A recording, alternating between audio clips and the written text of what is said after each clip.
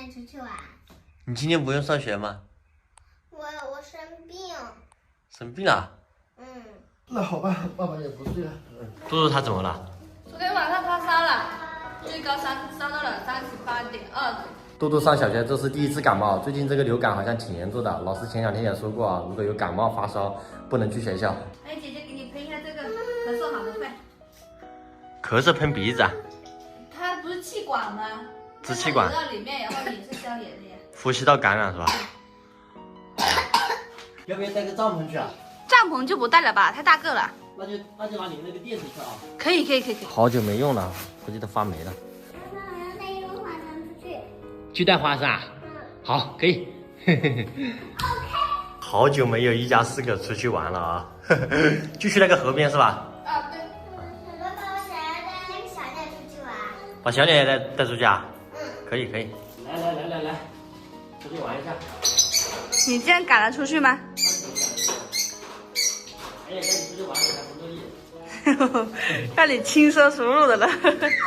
我跟你说啊，你下次送嘟嘟上学走这条路，他不用等红绿灯，而且没车，很好走。我跟你说，之前我们都是走那个马路上面。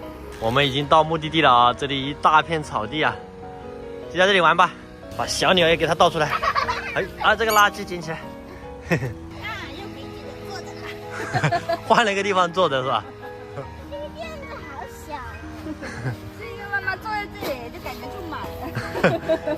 下次你单独你一个，我们3个搞一个小的。好。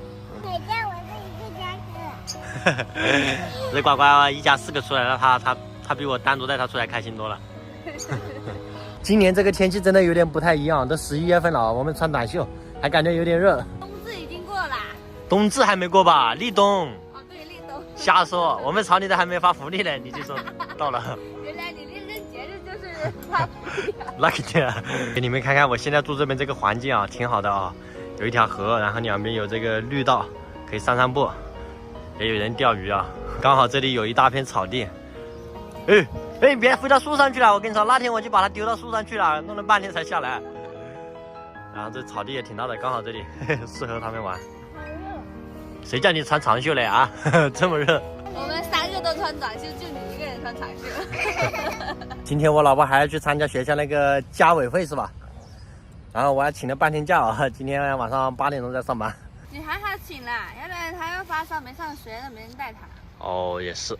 有很多网友问我这个手好了没有，我感觉是好了点哦。然后它现在是这样子的，脱了好多皮的，然后这里面的水泡好像基本上没有了，啊，感觉它这个皮脱掉的好像就会好了一样。